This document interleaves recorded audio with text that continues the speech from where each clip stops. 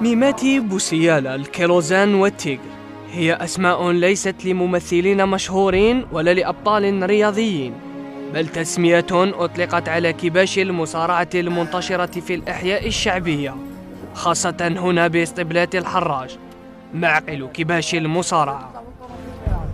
هذه عادة ثقافة عندها مدة 30 سنة، والكورة تاع الحراج معروفين يعرفوهم حتى في المغرب، خاصة المدينة الحراج.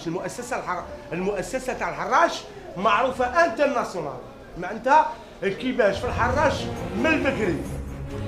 ميماتي أشهر كباش المصارعة في الحراج والجزائر بصفة عامة، فانتصاراته التي حققها زادت من شعبيته.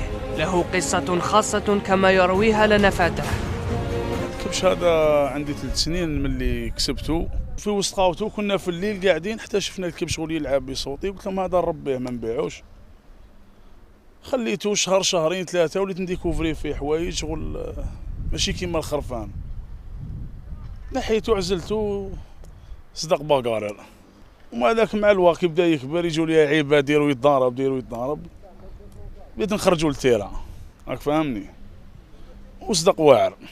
والكومبا الاخرى تاعو ربح ب 14 ضربه، كي نشوفو مقاصي هكذاك يحب يتضارب ولا يحب يلعب نخرجوا عنده فنون نلعب معاه حتى يتكلم معاه. ساعات خرجوا يمشي في الرمل، ندوه سوا التيره تاع خروبه سوا ندوه للبحر، معينا ندوه انا وصاحبي نمشوا بهم من الزيرالدا لبورون بيتش، نروحوا الي روتور حنا نتكرومباو في المشيه ومازال يمشي. مين كاين الناس اللي يعرفوا باش يعرفوا ميماتي. تدريبات وتمارين رياضية خاصة للتقوية، و80 مليون سنتيم هي قيمة بوسيالا الذي حقق العديد من الانتصارات. هاي لي زونطريمون نونطرينيوه نديوه للرمل نمشيوه، عنده الفيترينات، عنده الطبيب ديالو يجي يشوفو. عطاوني هذا السمار اللي عطاونا 80 مليون. كيما راح لقالما وربح ضرب المحشوش تاع تونس. رغم علم المربين بأن مصارعة الكباش غريبة عن ديننا الحنيف، إلا أنهم لا يستطيعون الكف عن ممارستها.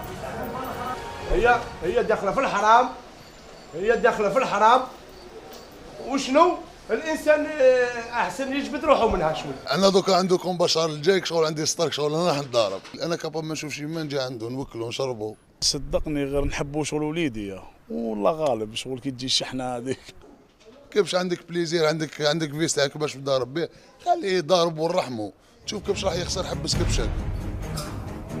هي إذن ظاهرة استفحلت وصارت جزءا لا يتجزأ من هوايات شباب الأحياء الشعبية، وتعلقوا بها إلى درجة الإدمان.